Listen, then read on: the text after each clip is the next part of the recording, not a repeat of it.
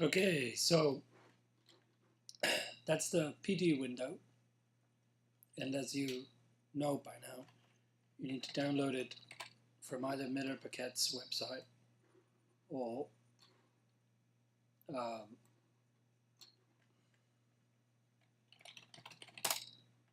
you can just Google for it and go to the PD community site, just PuredataQuickIntro.mov, and then go to download PD.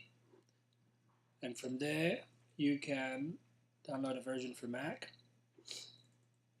Keep in mind this is PD extended, which has a lot of stuff that the normal PD doesn't have. That's probably a good place to start, as it has a lot of stuff that can be helpful. And then versions for Windows are over here. Okay, but once you have it, double click on it, launch it, and you'll see this, which is not very informative. And what you really need to do is to click on the Help menu, which will differ on where it is depending on whether you're on Windows or on a Mac, but just go to the Help menu and click down to Browser. Now you can see that you can't see that on this window, but you know what I mean. So just click on the Help menu above and you'll get this. Once you have this, I want you to go to the Pure Data menu. Now, it may differ, like how this looks on PD Extended. The version that I'm running right now is the vanilla version, the version that Miller Paquette puts out, which is also on that downloads page. You just need to scroll down. But there should always be a browser in the Help menu, and then you can go to Audio Examples. Now, here's a very simple example of PD making a sine wave, which is a very pure tone. You may not be able to hear it right now because I'm running it really low, but it is there. And this is one of the examples that I need to take you through. Like, audio settings in PD are not by default the most helpful, so you need to tell it what you want to output to. Now, if you're running an M audio device from the cabinet at Whole Garden, then you'll want to select it in this menu right here. And once you have, you should be able to hear the sine wave a lot better. There's our sine wave. Okay, now you can hear that's at 440 Hertz. Let's choose a different patch now, where we're going to control the amplitude of the same sine wave. So on this one,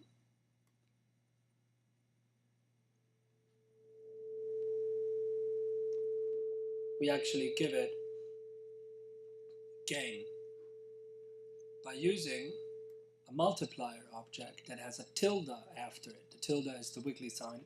You can find it on your keyboard. Whenever an object in PD has a tilde sign, it means that it affects a signal.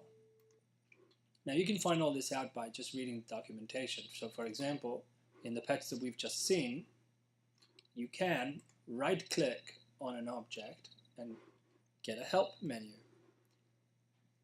And the Help menu will be relevant to whatever object you right-clicked on.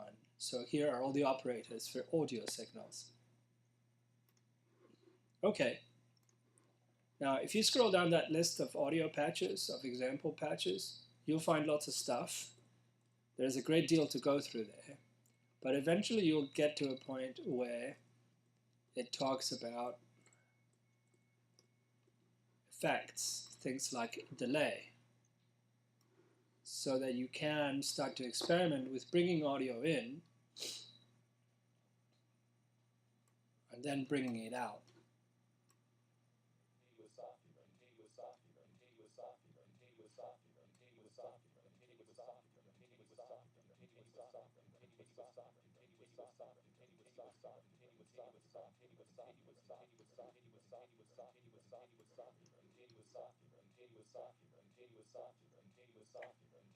So as you can hear, we're just increasing the delay.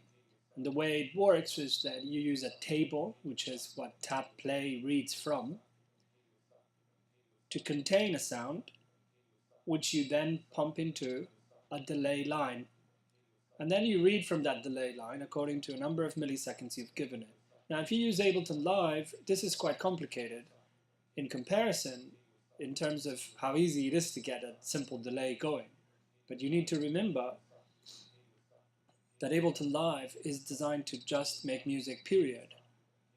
But it won't allow you to bring, light sensors or distance sensors from the real world and embed them into an instrument. Whereas this can run pretty much on a Casio watch.